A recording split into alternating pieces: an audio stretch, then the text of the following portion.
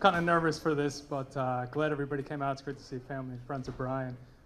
Just first and foremost, our father is taking care of our 93-year-old grandfather. This would have been a little too much of a party for him, so our dad's not here, but he's with us in spirit for sure. Don't mind the iPhone, I'm just very nervous. I don't speak in front of groups that often, so if I mess up. But before I begin, I just wanted to remind everybody else that this isn't a competition the way everything else is. It's a pretty good chance to roast Brian and Kate, tell them what we really think.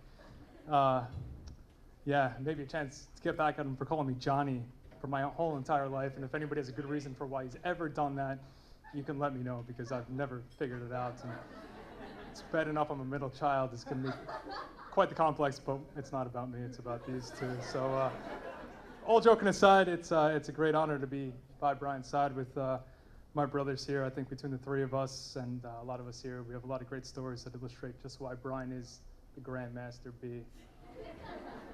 Like the time that he shaved 1940 into his head just before the Rangers won the Cup out of spite as a diehard Islander fan.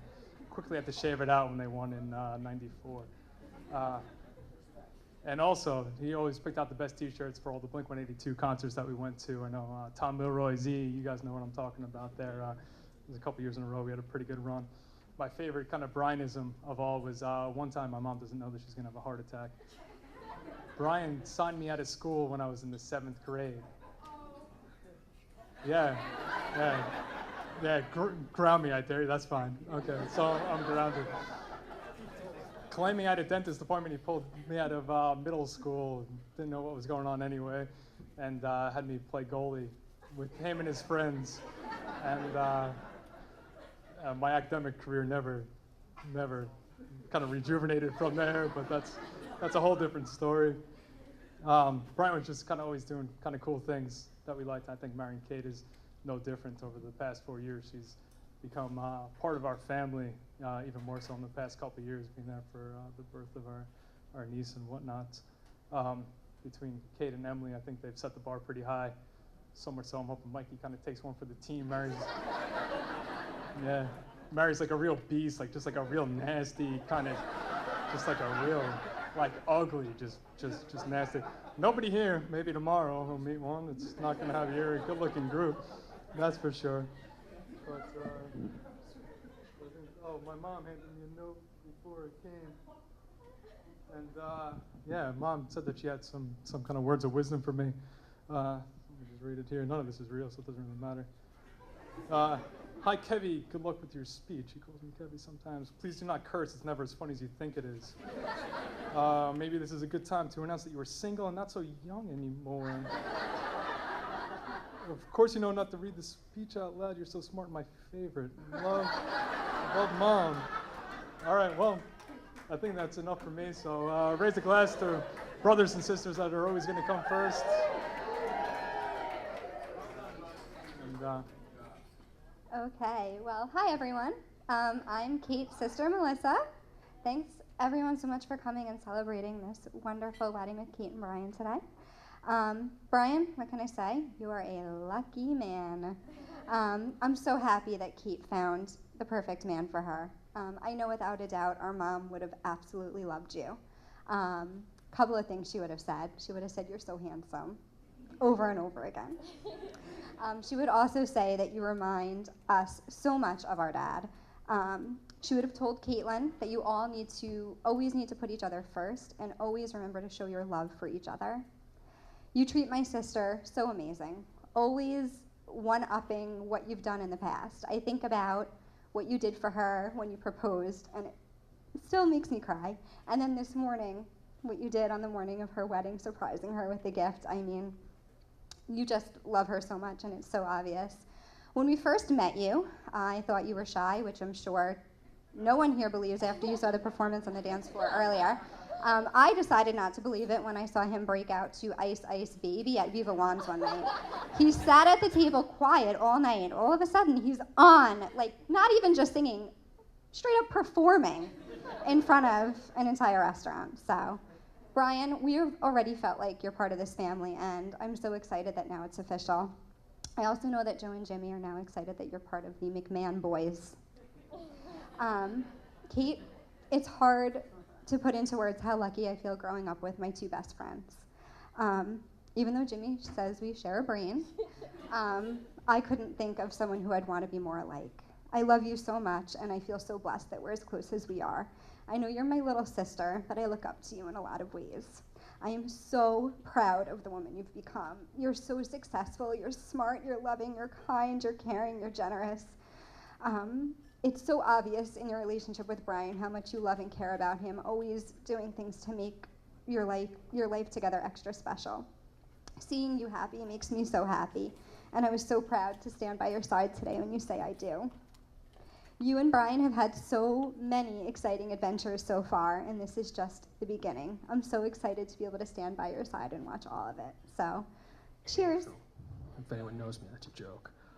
I hope everyone went to the bathroom before this, because we had 17 more speeches after me.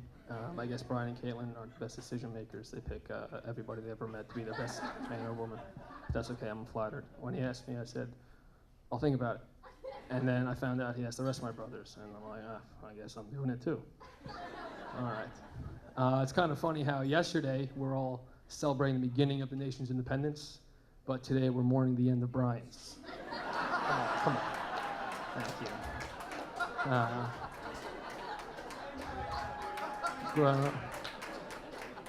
Growing up, I knew Brian necessarily wasn't always the most book smart guy. I remember I came home in 5th grade, told everybody at the dinner table, I have to choose a state to do a report on. And Brian said, yo, you should do Chicago. So 10-year-old me had to tell Brian, Chicago's a city in Illinois, I'm gonna do Maine, because I like lobster. But aside from that, I mean, you know, Brian's a real modest guy. High school, he didn't really care about too much, cared more about hockey, which who could blame him? It's a lot more fun. But he turned it around in college, and now he's a teacher of all things. And you can tell he loves school, he loves what he does. Give me a second. Oh, yeah, growing up, I always thought Brian was really cool. I thought Walter was the weird one with the curly hair who ran cross country. Not a real team sport guy, all right. Kevin, I mean, we fought a lot, then he ended up being my favorite. Then there was Brian, who I thought he was just so cool. I mean, you know, even though he went through a big Vanilla Ice phase, MC Hammer phase, I'm sure it's not the last you're gonna hear about that tonight. But not always growing up, every once in a while, if, you know, by some miracle he did bring a girl around, he ended up dating a girl, they weren't really anything special. I'd always think, what's he doing with her? He could do so much better. But now, a few years ago when we started dating Caitlin, I could finally say, what's she doing with him? So he did good. So that's just how he's always been. He always pulls through. So congratulations, guys. All right. Hi, this is Caitlin's sister, Megan. Kate and Brian, we couldn't be happier for you both tonight. I think everyone here can agree that you will have a very long and happy life together. You are both wonderful, generous, and caring people who will put forth as much effort in your marriage as you guys do at the gym. Kate, we have always had a great friendship. From sharing our bedroom and sharing every outfit, to studying abroad and moving out, we have always been very close.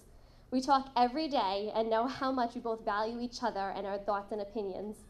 We pretty much listen to whatever the other one says because we can't make decisions by ourselves. I've watched you grow from your young, awkward stage through your crazy, fun years and now into a beautiful woman. You have said that I'm a little opinionated at times.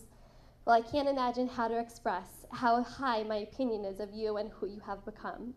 Mommy would be incredibly proud of you. You have become a responsible, mature, caring sister, teacher, and will be the same as a wife and one day as a mom. Brian, you are going to make a great husband too. You both respect and value each other. For those of you who don't know, Caitlin and Brian met at school. Kate was student teaching across the hall with Brian, with Mrs. Corella Dean. Brian asked Kate out on a date once her student teaching placement was ended. I remembered her telling me that it was just a casual thing and they were meeting each other at John Harvard's. I found it strange that he was not picking her up, but since Brian is a very practical man and he lived in the opposite direction, this made perfect sense. Then, Brian drove all the way to meet us in Philadelphia one weekend after playing in a hockey tournament. That is when I knew he must be head over heels for her. This was not a practical thing to do. You even each other out in so many ways. Kate is one of the most fun and thoughtful people I know, and Brian is caring and very chill. It's just a perfect fit. There are many years of happiness to come. Even though us McMahon girls have now all changed our names, we are proud to call you McMahon Boy. Brian, I am so excited to officially welcome you to our family. Remember to forgive, love, and laugh as much as you can. Congratulations.